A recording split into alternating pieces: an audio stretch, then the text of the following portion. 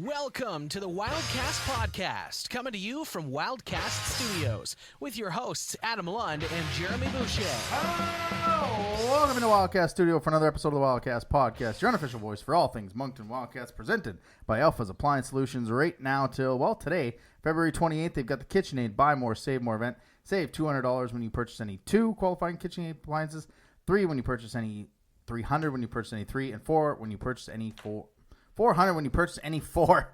Man, I'm going to get through these reads at some point. KitchenAid freestanding appliances now till this Wednesday. As always, fan listeners, I'm struggling through this. I'm your host, Adam, and I am joined by your favorite co-hoster, Mr. Jeremy Boucher. Now, would you like to talk about one of two things? Your new puppy or Love is Blind? Actually, I didn't get to watch Love is Blind yet. So let's talk about my puppy. Let's talk about your puppy. All right, Yeah. You got a new puppy. I got a new puppy, yeah. So we drove Saturday to the bustling metropolis of St. Isidore, New Brunswick. Yeah. Which is, I would say, about an hour north of Miramichi. Mm-hmm. And, got our little golden doodle named Teddy. That's my kitty's name. Everybody, that's true, yeah. Everybody says he looks like a teddy bear, so the name is quite fitting. So far it's actually been going really well. There's only been one accident, and that was because it was just way too damn cold Sunday morning for A, myself to be outside, and B, for an 8-week-old puppy to be outside. So I did take him out, didn't do anything, and this came inside and shit and piss all over the kitchen floor. So other than that, it's been going well. The nights the dog sleeps literally like a baby. You put him in his kennel and he's out and doesn't wake up till the next morning. And how's Iggy with him? So we never did get Iggy's nuts chopped off. So he's a very aggressive, horny dog. So he was extremely excited sexually for the first day, and but you know what, after day 2 he was fine. There was no sexual excitement on day 2, and so we're everything's going well. They've been playing, so we couldn't be happier. It's going a lot better than we expected. And they're about the same size, eh? Yeah, so Iggy's is a little bigger right now. Right. But this dog Teddy, man, he eats like he cooks. Like this guy is probably eats 4 or 5 times a day. Wow. So he's going to be a big boy. Because right now he's probably only 8 pounds. Mm-hmm. But if he's eating 5 times a day, within 2 months he's going to be heavier than Iggy. How big is he supposed to get? 30 or 40 pounds. So, it's honestly been going really, really well. And haven't watched Love is Blind yet. I didn't even know there was a new season. Oh, yeah, it came out. I think it came out Valentine's Day. I took a while before I started watching it, and then eventually you see all the stuff online and the TikToks and all that, and you're like, all right, we got to... There's apparently a lot of drama on this one. Wow. People are in relationships while being on the show. Nice. A lot of drama on this one. I'll be surprised of the 4 couples. Maybe 1. It's kind of like that first season mm-hmm. where that one couple was just together and you just knew they were going to work. There's maybe 1 couple that's like that, but the rest of them are just train wreck after train wreck. So that'll give me something to do next week when I'm on a scouting. Yes, we are recording this on a Sunday because you're off to a scouting mission. Where are you headed to? It's a scouting mission, so I'm going to be doing a Junior A tour across the Maritimes, and we'll see if I can find some talent for the Wildcats next season. Because after Sunday's performance, they're going to need some talent. Yeah, they're going to need some. Yeah, we're going to get to that in a little bit. It's Like I posted on Twitter just before, life as a Wildcats fan. We're back. It's over. We're back. It's over. That's pretty much how that went. Yeah, much more fun weekend for you. Layla's been, well, she was at the hospital with like a rib thing. Oh, geez. Last weekend, which she was off, and then Thursday, Friday, she ends up getting sick. So she's been fighting the cold all weekend. So it's just been...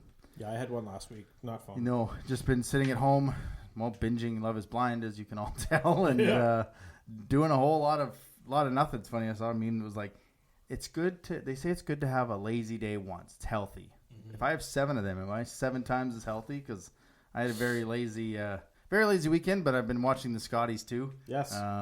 Big final coming hopefully up, by the time you hear this, Holman will represent Canada in Nova Scotia, but Sydney. Yeah, Sydney, Nova Scotia. We'll see. It's Holman against Jennifer Jones as she finishes up her Scotties career. So a couple legends already. Yeah, if there's one that's going to win other than Holman, thank God it's not Carrie Anderson. She was eliminated. I'll allow Jennifer Jones to win in the final. Her final Scotties. So I like them both, but I love Emma Miskew. That's yes, Nope, that's nice, 100%. Nice piece of artwork. Yeah, great curler too. Yeah, great curler. Tons of skill. Yeah, absolutely. Love Good it. Sweeper. Oh yeah. 100%. We align there for sure. All right. Don't forget to follow us on all the social medias: Twitter, Moncton Wildcast, Instagram, Wildcast Podcast, TikTok, Wildcast Podcast, and of course, like and subscribe here on YouTube. Click the bell so you don't miss any of the podcast post games as well. The show. We've got a quick question from friend of the show, an Eagles insider from the Talon blog, Drew Bear. Here is his question, and it's not as Eagles related as you think. Oh my man. Hi, I'm Andrew from Talon Blog. My question is, who do you see as the team having the most pressure to win this year? I think he was recording that inside Sobeys. He was recording that at the game today. The game was going to be my second. He's like, let me just let warm up, finish up, and then it's pretty loud in here. I'm like, sure, whenever you got a chance. But sounded more like Sobeys, but hardworking guy. The team with the most pressure. Part of me wants to say Halifax, just because they went all in with the 320s they acquired last year, and had a chance to sell off, recoup some of those assets. Wanted to make a push for it, and then had to, kind of like you said, plan B moves at the deadline. So I think they're under a bit of pressure if I look inside the division. Overall, I think it's Drummondville going out and making that big deal with Gauthier being acquired and going and get a couple of Quebec guys and Kassim Godet and Komarov at the just before the deadline. So I think Drummondville is kind of under a lot of pressure, including the coaching move last year and bringing in Sylvain Vavreau from Halifax, who went to the finals last year. So I would kind of put Drummondville in that spot. I have to agree with you, Halifax.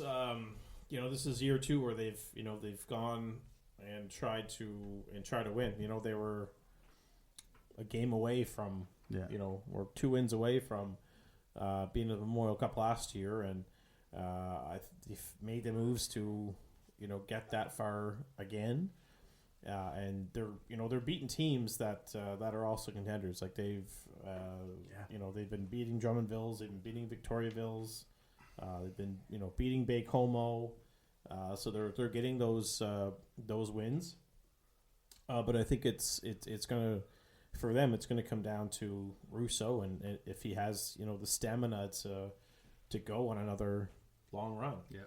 They've got that new ownership there, and they came midway through last season, and you can kind of tell that they want to give the owners, the new owners, a championship ring, and they tried to do it last year, didn't get it. They're going to try to do it again this year, because if they don't get it this year, I don't think they'll be in the contention for probably another three or four years. Yeah. It's probably going to be an extremely long rebuild.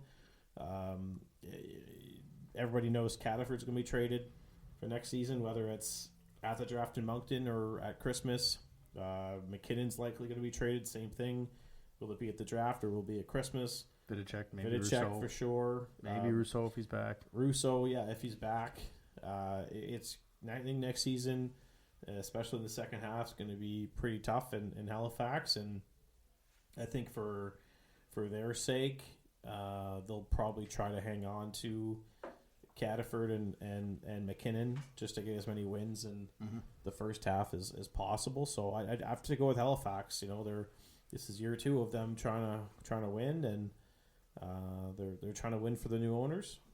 and I think they're going to do everything they can to try to get it.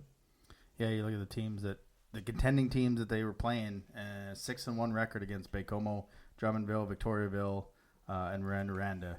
6-1-1 record against those teams, which when we're trying to chase them, we're looking at the schedule going, they should have a tough road trip again. Nope. They kind of roll through those teams, and then they end up losing to teams that they should eventually beat. So it's a good question. I mean, a lot of teams that kind of push their chips all in are under the pressure, but I think those are kind of the two that we would have to say is under the most pressure. So, Andrew, Drew Bear, thank you for that question. We truly appreciate that.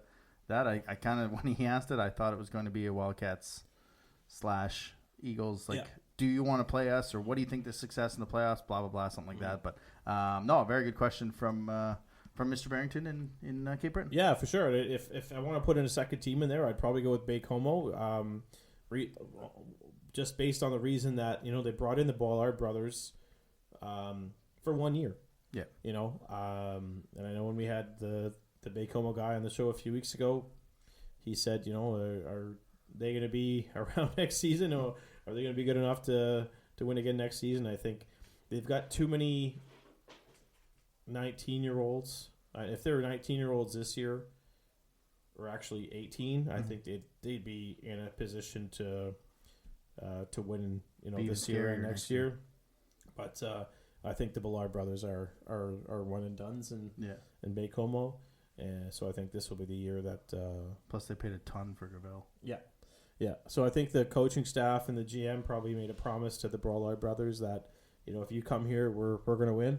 Yep. And or at least do everything we can to win. Yeah, and they're a package deal, so that's probably what brought them to Baie-Comeau is the promise to get a championship, and they're top of the league for a reason. Yep, 100%. All right, thanks for your question there, Drew Barron. Again, if anybody wants a question, just reach out to us on DM, send us a voice message. You'll be on the show. Let's get some news and notes from around the cube. News and notes from around the cube. So because we are recording this on Sunday, we don't have the player of the week or the team of the week, but we do have some news that came down last week. Yannick Jean of Chicoutimi is now the winningest coach. Got his 590th victory as Chicoutimi beat Victoriaville. He coached the PEI Rocket, the Victoriaville Tigre, and now Chicoutimi. 68 wins with Prince Edward Island, 229 with Victoriaville, and 293 with Chicoutimi. Again, you want coaches to have that longevity, whichever market they're at. He had it in Victoriaville. He had it in Chicoutimi. It's just a testament to the old school way of thinking and now adapting to the new players and being able to continue the success in really two places, in Victoriaville and Chicoutimi. Yeah, it's not often you have a coach that's only been behind the bench of three teams. Yeah. That has been in that many. Is it that many games or wins? Was it wins? It was wins. Yeah, exactly. So that's quite an accomplishment, and that's he's probably the X factor. When you look at facing off against Chicoutimi in the first round. Yeah. I think he's kind of the X factor. He's got that pedigree. He's got that all those wins in his back pocket. If anyone can probably. Anyone can outcoach Dan McQuall. Let's put it that way. If anyone can steal wins, just being a body behind the bench, it's him. Yeah. So I think that's what I mean. Like right now, we're lined up with, facing Chicoutimi in the first round, and you look at him, and that's some guy that I think could easily steal a couple games in that series. Yeah, and taking a team like. You always want to have those years where you have those long playoff runs, and then you've got the rebuild. And Chicoutimi seemed like they might have been on the trajectory with us and kind of the same level. Then they kind of spun it, knew they weren't going to be competitive, got a bunch of rookies.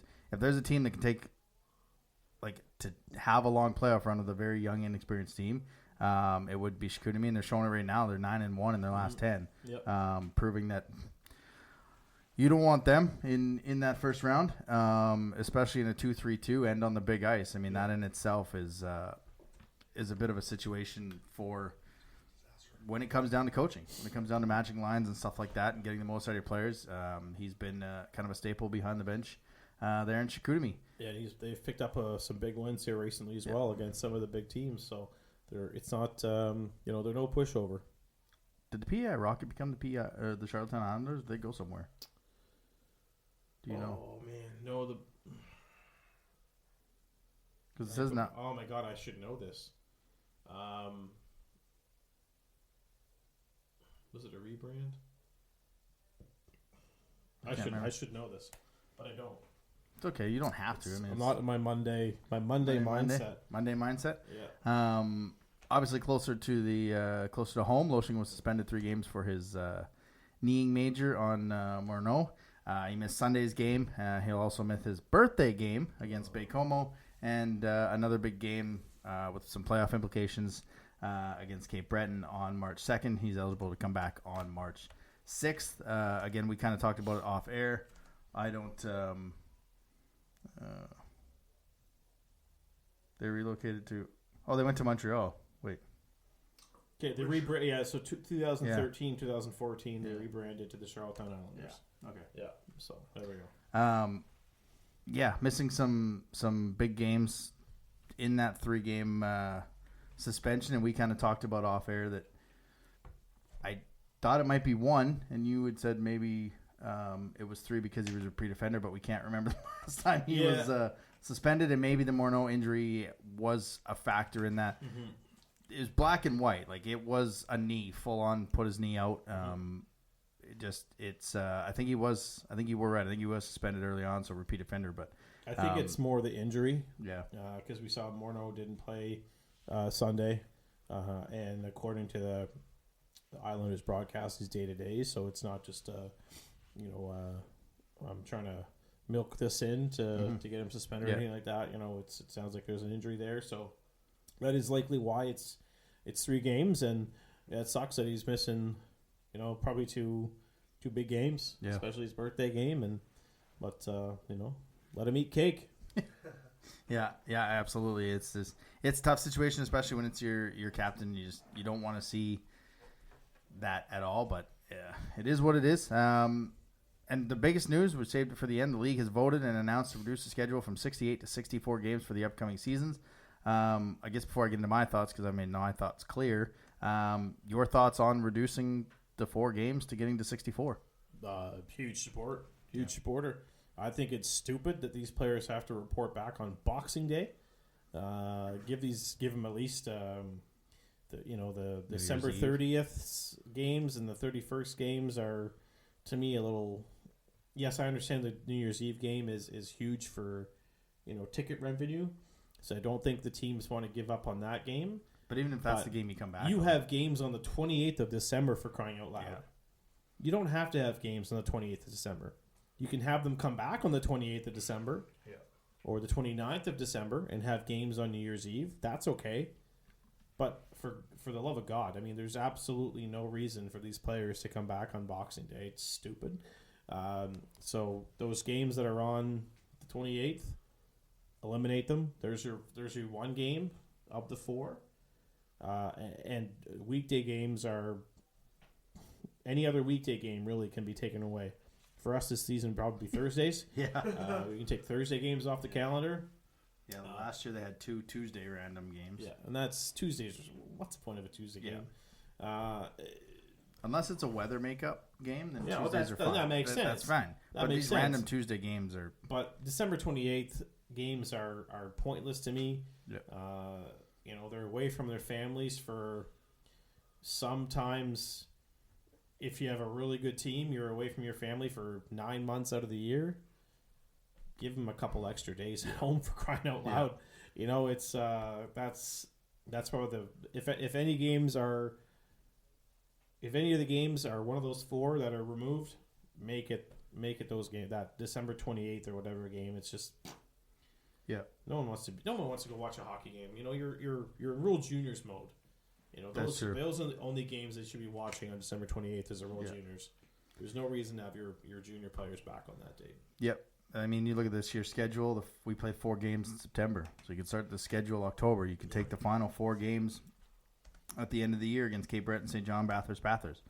Ended on the 16th. Start your playoffs a little bit earlier. Take the games away in Christmas, whatever you got to do. I did like what Aiden had tweeted that these reducing in the games kind of reduce that midweek schedule, so families and ticket holders don't have to decide kind of between going to a Tuesday game or going to a weekend game if they can only go to one game a week. For me, I think it's a first great step for the league. I think this is. I would like to go down to 60. I still think there's some more work to do, and I think it's more Quebec games here, more Quebec teams here. We only have 12. I worked out a schedule where we play each of our division 6 times, which is down from I think the 8 or 9 we do right now. We play the Eastern Conference, so Baie-Comeau, Rimouski, Chicoutimi, Quebec 4 times, 2 home, 2 road. You'd play the other conference twice. And then, so I think that gave me 62 games. So you alternate who gets that 7th game in your own division. Because you look at the schedule, yes, we've got some big matchups with Cape Breton and Bathurst, and they're fighting for playoff spots in Charlottetown. But and this is personally on a ticket sale for putting butts in seats, wouldn't it be much cooler if one of your games for Cape Breton this month was against Rimouski, who they're chasing? Or us taking on Chicoutimi, who we're kind of not really chasing or anything like that, but it's a playoff preview. That's one of your games in March. Fans don't want to go see a whole month full of divisional games. They just don't. No. And I understand it where travel-wise, but usually March is better travel than January to get them Quebec teams in. Like as much as it sucked to get Baie-Comeau twice in the second half, I'm pumped that we get them almost in March. And I know like Charlottetown's on their way to Quebec to start the month of March. Like I like the games against the Quebec teams, but you're close at reducing the amount of games for these kids. They are student athletes first and foremost, but it's just the next step is giving us more Quebec teams. 64 games, we only get 12 against Quebec teams. We need a little bit more, especially in your conference. Whereas we get Baie-Comeau, Rimouski, Chicoutimi, builds those rivalries a little bit more, and that's where I'm at. Is just I love the reduce. I'd like to go down to 60, finish the season midway through March and start your playoffs then, and then kind of go through. Or the next step is figure out C-Shep and start the league year when the OHL and the WHL does after Labor Day. Start your hockey, your training camp right in around Labor Day, and start the season October 1st. Yep, I can't go wrong with that. The CJIP rule, everybody knows how we feel about that one. And if you don't tune in on our preseason show, middle of August. Yeah, exactly. It's just the same thing every year in terms of what we talk about. So there's no surprise there. I like this is a good first step. 60 games for me might be a little too much. Not too much, but too much games Reducing? taken away. Yeah. I feel that's the way it's going, so they can only have the weekends kind of thing, like a CIS schedule. Now, if you're going to be playing less games, what do you do to ticket prices? You would think they're going to come down. Let's wait to see how many teams actually lower their ticket prices. They might not in year one, but we'll see. You would think they'd come down, but I can tell you one team was probably not going to lower their ticket prices. Nope, but yeah. Can you take a guess? I bet I can guess, and I bet I don't need a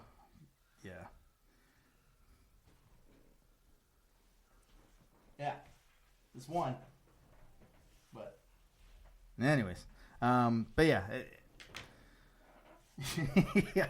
Hopefully this is not the first time, and hopefully this is a thing that the OHL and the WHL come to, like, for whatever it's not statistical advantage, but games advantage. I know that the WHL used to play more games. I think the one year that Bathurst went to the Memorial Cup, Swift Current played like 110 games or 108 games by the time they got to the final, because they had like 4 extra regular season games and then all the playoffs and stuff. So try to eliminate the schedule. Everybody plays 64. Kind of, you're a CHL league. You should all be together. Mm-hmm. But yeah. All right, let's get into the weekly rewind. Weekly rewind. All right, the Wildcats go 2-1 on the weekend, bringing their record to 32, 18, 4, and 3 for 71 points on the season. Again, good enough to stay second in the Maritimes as well, third in the conference, which, again, we'd have a playoff series against Chicoutimi Thursday. Flat out survived. They survived to get the 2 points, beating Bathurst 3-2 in a shootout on the back of a 43-save effort from Keegan Warren. If it's not for him, we are getting 2, maybe 1 point out of this whole weekend. He was as good as advertised. I think the shots in the first period were 14-3 or 16-3 or something like that. Like something ridiculous like that. Something like that. And it's a theme of these past 2 games where when he's been in the net, the guys in front haven't quite been there for him. 14-3 in that first period, only down 1-0. I didn't watch this game. I went out the one night my company has a dinner event or has a group event, and I miss a hockey game. I get a 45 or 43 save effort, and I miss a Michigan. Wicked. Apparently a ton of people in Bathurst missed it, as there was only 1,900 people at that game. But Michigan that's regular from crowd in Bathurst. Yeah, that is true. And a Michigan from Grenier tying the game, which good thing it went in, because it's one of those. Actually, you know what? That's not even one of those. I don't mind him trying that when you're coming around the net. Most of these goalies are butterfly goalies that come across. Mm-hmm. They take the bottom of the net away. And like I talked to him on the podcast post game, he's done it. He did it twice in U18. He does it in practice, so it's not like something he wasn't going to be familiar with doing. I think every player on that team owes a steak dinner to Keegan Warren after that performance. It was going to be a little bit of a different conversation coming in if it wasn't for him. And not only did he make 43 saves, he stopped another 3 in the shootout. So really make that a 46 save effort, and even better. What can you say? That was probably one of the better goalie performances we've seen. In recent years here in Moncton, especially when it came to quality of shots and the quantity of shots. That was a heck of a performance, and Miles kind of sealed it in the shootout there with I don't know what these players call that move, but anyways, Michigan was. I just remember my jaw just dropped, and again, we talked about it last week. I wish the call was better on the goal, but I also understand it was Bathurst announcer. That's the only highlight they have, right? I don't understand why the highlights only have the home announcer. I don't know if it's a thing where they should flip it to the road announcer or what, but I noticed that. It's all it is. It's always Q highlights are always the home team. You should have the option of choosing whose call you want to listen to. Yeah. Because the Bathurst announcer said he banked it in off the goalie.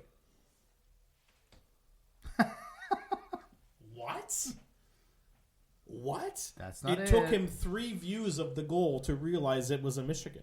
Oh, wow. Oh, Peter, Pumpkin Eater. My goodness gracious, my old man. You blew it. Yeah. You did. But I also understand it's kind of a bias thing, too. And it's one of those things you don't see that often, so you're not expecting to see it, maybe. Hey, Grenier, Banks.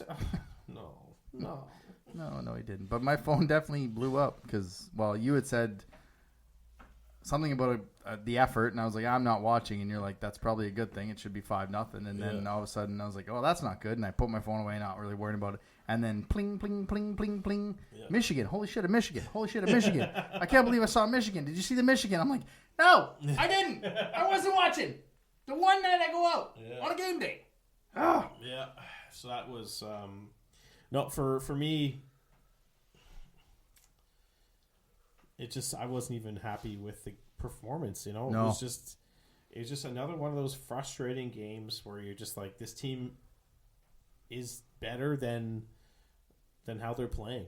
There's a serious consistency problem right now, and we're seeing it almost every game where it's a roller coaster, and this is when you're supposed to start playing your best hockey. Yeah. And it's not happening, and so it's going to come back to bite them in the ass. And we only had to look at, I know we can't really skip over Saturday's game, but when we say come and bite you in the ass, we mean it. When we say you lose 7-2 to Charlottetown, that's pretty goddamn impressive if you ask me.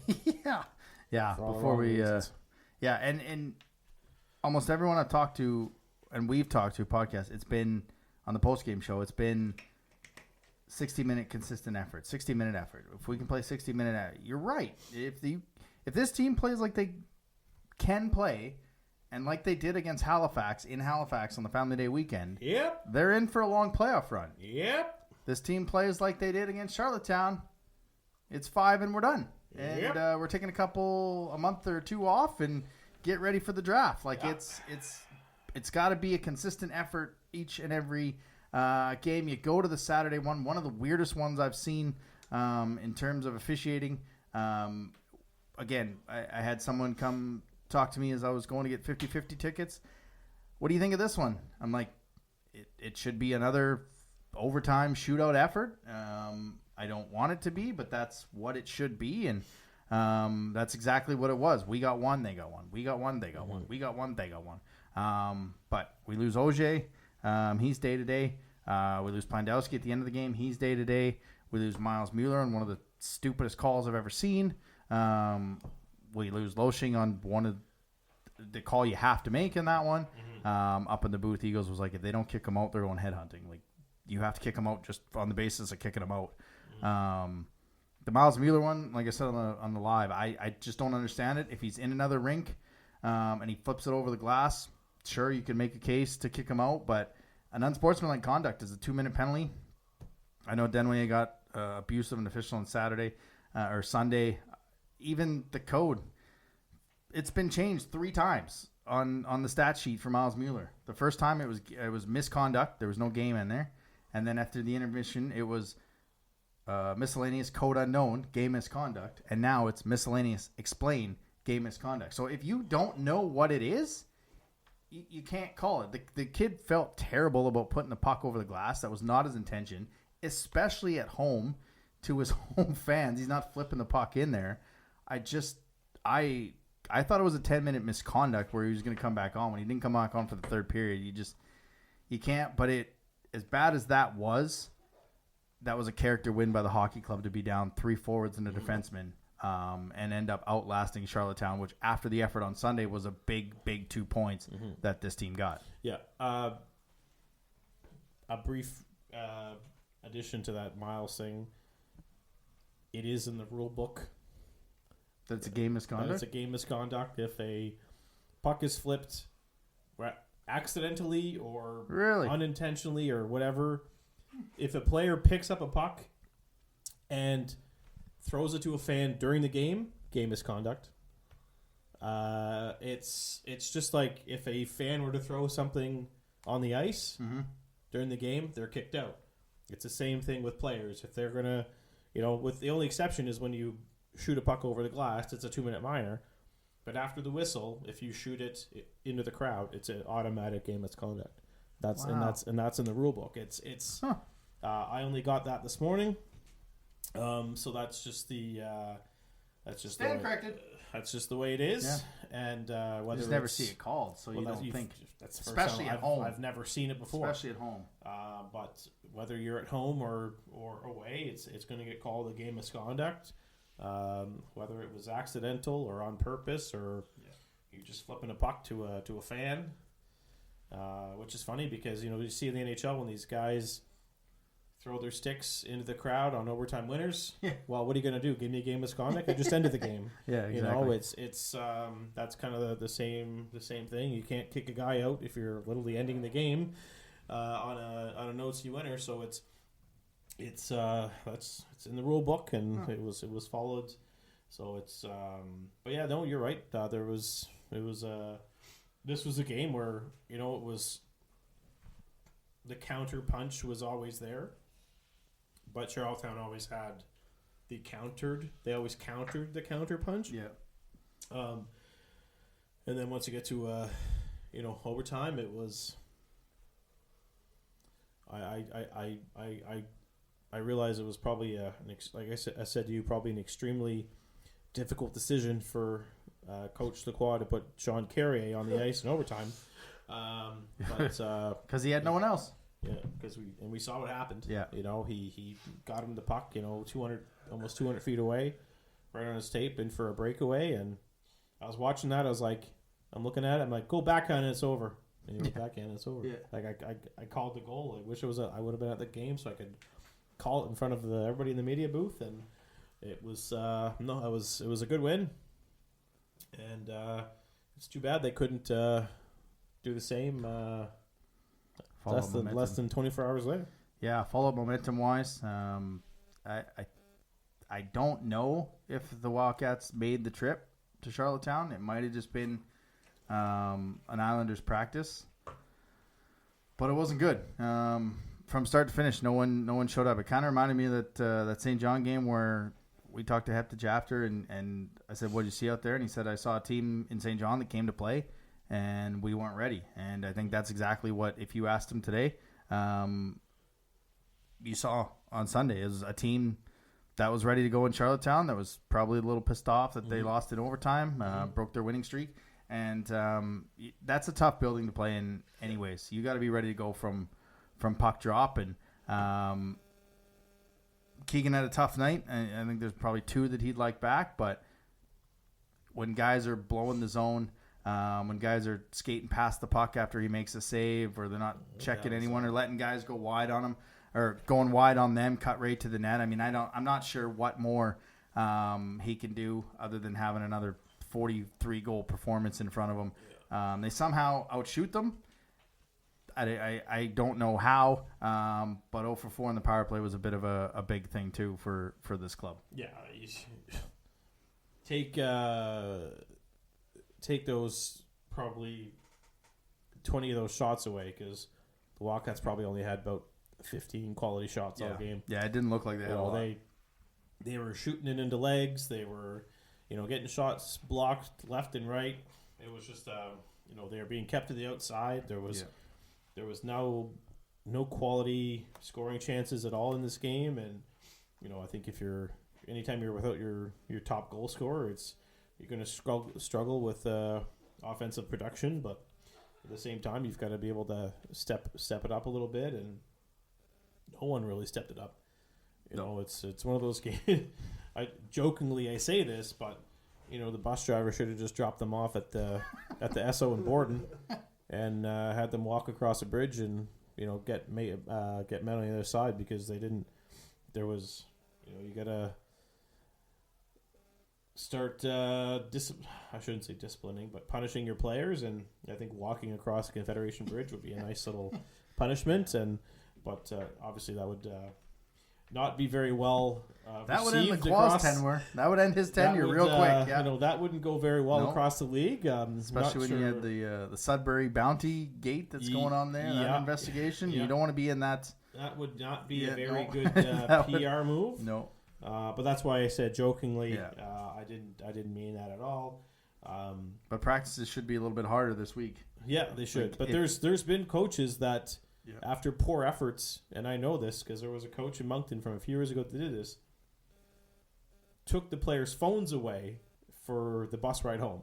Oh, because the effort just wasn't there. And there's nothing wrong with that. No, there's not. And once they get back to Moncton, they got their phones back. But because you put an effort like that on Thursday when we're looking ahead. You got Baie-Comeau, you got Cape Breton. Yeah, those are two. The schedule doesn't get any easier. Last year you had a bit of, it was a bad second half, but you were looking at Cape Breton, who was winnable. St. John was winnable. Charlottetown, where they were.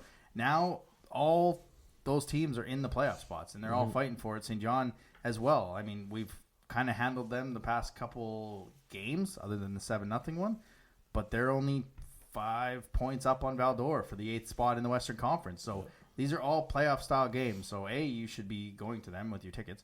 But B, you have an effort like that against against Baie-Comeau, and it's not going to be 7-2. It might be double digits. Right? Yeah, that'd be which is crazy because they played Baie-Comeau and they were tied with Baie-Comeau and they were right there with them. Yeah. They can play with the teams. I think it's, for whatever reason, for the past 2 years, it's a playing down to competition, and they play down to people under them in the standings. Well, it's playing down. It's playing not up to their standards, to their abilities and their standards, and not being able to put a full effort on the ice for the entire game. Like, it's, I know it's tough for teams to do it on a night in, night out basis, but these are times where they're not even getting 60-minute efforts. I would say probably 70. They might have only had 60-minute efforts for 20% of their games this year. That's you just can't let that happen. It's you're going to end up losing games that you should have won, and that's just the way it is right now. They're just not getting the efforts, and Lacroix and Heptich said it's on the coaching staff, and it's time for them to get the old whipping stick out. Yeah, because it's. I don't even know where to go with it because it's so, like, you might as well just stop the tape here, go and find a show from February, the 28th. It's getting just before we went on the Quebec road trip with Rimouski, Baie-Comeau, and Chicoutimi. Listen to the exact same thing because it's the exact same thing we talked about. Yeah. And we talk about in the news. Yannick Jean has success in Chicoutimi through the ups and the downs because they have a consistent level effort. You look at Jim Holton, consistent level. Holton hockey. We talk about it all the time. They're going to be a very tough out in the playoffs. Yeah, always tough. I'm 100% for consistency in coaching. When the consistency is, I'm seeing the effort. I don't give a shit about the losses. I don't care. But 7-2 with 0 to no effort of guys letting Huckins go past them, guys letting Will Allen go wide on him. They get a shot. If you ask Keegan, yes, maybe he wants to catch it, but he doesn't. And your job is to move the puck when he doesn't catch it. And 4 guys go past it, leaving a wide open shot. That's just not an effort that I want to see in a loss. It has to be a consistent effort. We played 57 games. 10 they've had a 60-minute effort consistently that we've said. Usually it spurts here and there, but in the second half, can you remember two of those games were the first 2 games of the season? Yeah. Aside from the Halifax effort, I don't know the last 60 minutes. The two Cape Breton games to start the season. Yeah. The Family Day weekend game in Halifax. The 7-0 game against St. John. The Rouyn-Noranda one. Rouyn-Noranda one. The Crawford one. Yeah. Gatineau. Maybe. No, because they had a terrible second period. The Chicoutimi game where they spanked them. Yeah. So you're really looking at probably, how many wins they got this season? 32. 32. And probably only 10 of those were what you and I would say were complete 60-minute efforts. Yeah. And the other 22 were... They got here, they got there. Yeah. They might have played 45 minutes and got lucky. Yeah. It's or had a goalie steal it like Steinman or in, I can't remember where it was, but Keegan Warren just and Bathurst there. So you look ahead, and we talked about this a little bit off air last time. I mean, we've got Chicoutimi, or actually right now, fun fact, we're heading to Cape Breton in the playoffs. Nice. In round 1, it's Baie-Comeau, Charlottetown, Halifax, Bathurst, Moncton, Cape Breton, Rimouski, Chicoutimi. Nice. Because Chicoutimi's got the advantage. So lovely. You look at Rimouski, Chicoutimi, Cape Breton, and Bathurst, and based off how this kind of has gone in the second half, I don't feel nearly as confident in that first round. No. And skill-wise, we have more skill than probably every single one of those teams. But coaching-wise is what scares me. And, I mean, even in last year, with how up and down it was, that playoff series, Dan coached pretty well in the playoffs. So, I don't know, but we just need to see efforts. I need to see a 60-minute effort against Baie-Comeau, and you're going to miss Loshing. You know you're missing Loshing, but that can't be an excuse. This is a very talented top six. Mm-hmm. Yes, you're taking out your number one scorer, but you got to be able to adapt in the top six without him. That's it. Like if Baie-Comeau was without Justin Poirier for the game Thursday for whatever reason, are they just suddenly just not going to perform? No. Yeah, they would probably still beat Moncton without Justin Poirier in the lineup. Halifax missed Cataford on the first game of their road trip, and no issues. Well, they weren't exactly playing No, but they were playing a team below them in the standings, and they took care of it. Yeah. Just True. like we were playing a team below us in the standings, and we didn't take care of it. So it can't be, we're missing Loshing, so woe is us. Mm-hmm. That's the thing, and it's not. It's going to be a bumpy ride to the end of the season. You've got Baie-Comeau, Cape Breton. We see Charlottetown, one more time. Got Halifax twice. And we actually see Cape Breton 3 times. So all here, right? Yep, all here. Because they're gone for... not the Scotties. No, the Women's Worlds. Yeah. All 3 against Cape Breton here, and then home and home with Bathurst to end the year. So lovely. All the games in March, they're divisional, but they're playoff-style games. Mm-hmm. And you need to start coming together and seeing the effort from this team, no matter who's in net. You can't just be when Steinman's in net. You play well defensive structure, but it's got to be when the other guy's in the net too. So, you ready for everyone's favorite part of the show? Yeah, Sarah. Okay. Eric Murray, realtor, buy our house from him. Stick tap of the week. All right, so our good buddy Denis Douarin shared this on Twitter, so I thought I'd maybe give it the old stick tap. So this is Le Restaurant du Village Bakery Saint-Antoine, and that's a mouthful of a restaurant. Thank God you said that. It's back, they say. The Denis Burger. I wish I had a burger named after me. Denis Burger is back for the month of March. Every Saturday and Sunday from 1 p.m. to 7 p.m. This year they're going to be honoring the memory of Miguel Poirier, former Moncton Flyer, actually, who passed away I believe in January. They're going to be donating $2 sold from every burger to his foundation, which helps homeless people. So this is the burger itself is $13.99. You get a side of fries and, of course, the never miss coleslaw at Le Restaurant du Village Bakery in Saint-Antoine. So there you go. That's your stick tap. Saint-Antoine, beautiful little town. Not as nice as Irishtown, but you have to go through Irishtown to get there. So you can drive by my house and give me a toot, dude. If you're going up to the Saint-Antoine to get the Denis Burger. So there's your stick tap of the week. Thank you, Mr. Douarin, for sharing that on the X, as it's called now. And keep going. That's it. All right. Yeah. The Stick Tap of the Week, sponsored by Eric Murray Real Estate with the Remax Avante team. If you're looking to buy or sell a home in the greater Moncton or surrounding area, make sure to check him out on social media or give him a call at 506-863-8802. And that brings us to the Rosemary Lynn Massage and Spa Wildcat of the Week. Don't forget they've got the loyalty card. Book 9 spa services. You get one free if you want to take advantage of that. Call 506-830-1224 or book with them in person at 1224 Mountain Road. A dude that's pretty much been on fire. He's got a 8-game point streak. 8-game point streak. He had 2 goals and an assist over the week.